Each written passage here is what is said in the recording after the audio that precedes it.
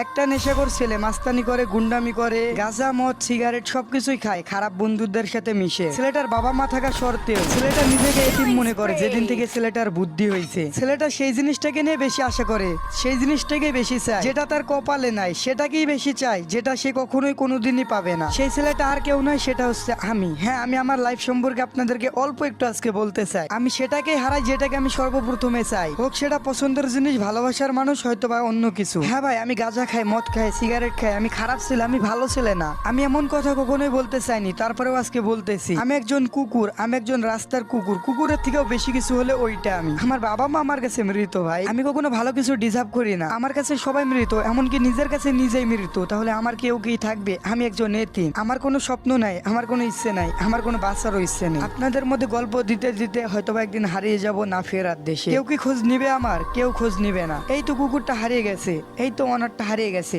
শান্তি পেলাম এবার। আমারও একজন ভালোবাসার মানুষ ছিল, যে আমাকে নিজে সবটা দিয়ে ভালোবাসতো, আমাকে নিজের জীবনের থেকে বেশি ভালোবাসতো, কিন্তু আমি তাকে বুঝিনি। আমাকে সব থেকে বেশি সে ভালোবাসতো। সে আমাকে ভালো পথে আনতে চাইছিল, আমি ভালো পথে আসিনি। সে আমাকে ভালো করতে চাইছিল, ভালোবাসতে চাইছিল, কিন্তু আমি তার ভালোবাসাকে বুঝিনি। আমি বেঈমান ভাই, আমার মতো ছেলের বাঁচার অধিকার নেই। আমি অনেক ভুল করেছি ভাই, আমি পাপ কাজ করে ফেলেছি, আমি তার জীবনকে নষ্ট করে ফেলেছি। সে যাবার আগে বলেছিল, আমি পৃথিবীর শেষ প্রান্তে, ধ্বংসের প্রান্তে গিয়েও আমি বলবো তোমাকে ভালোবাসি।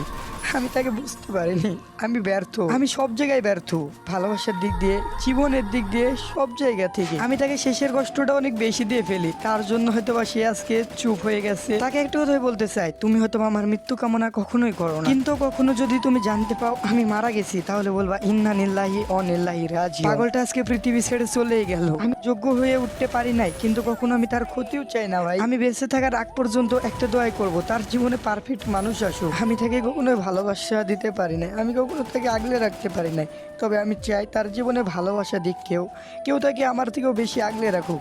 আর আমি তো তাকে কখনো আগলে রাখতে পারি না। আর কুকুরদের জন্য ভালোবাসা হয় না, কুকুররা কখনো ভালোবাসতে পারে না। কুকুররা সবসময় বেইমানি হয়, কারোর বাড়িতে গিয়ে খেয়েও তার সাথে বেইমানি করে। ঠিক তেমন আমি, যে আমাকে নিজের জীবনের থেকে বেশি ভালোবাসতো, তার সাথে বেইমানি করলাম আমি। আমি নিজের বাসাটাও ছেড়ে দেবো আজকের পরে। আমি অনাথ ভাই, আমার কেউ নাই এই পৃথিবীতে। আমি কুকুর, আর কুকুরদের কেউ থাকে না। আমি কেন তার সাথে এমনটা করলাম? হয়তোবা সে আমার কষ্ট সহ্য না করতে পেরে চুপ হয়ে গেছে, কিন্তু কখনোই সে জানতে পারবে না তার সাথে আমি কেন এমনটা করলাম, তার সাথে কেন বেইমানি করলাম, তাকে কেন ছেড়ে দিলাম। হাজারো প্রশ্ন তার মনে হয়তো জেগে থাকবে, কিন্তু কখনোই সে জানতে পারবে না আমি এতগুলা বেইমানি তার সাথে কেন করলাম। সে ছিল আমার প্রথম ভালোবাসা, তাকে আমি আগলে রাখতে পারিনি।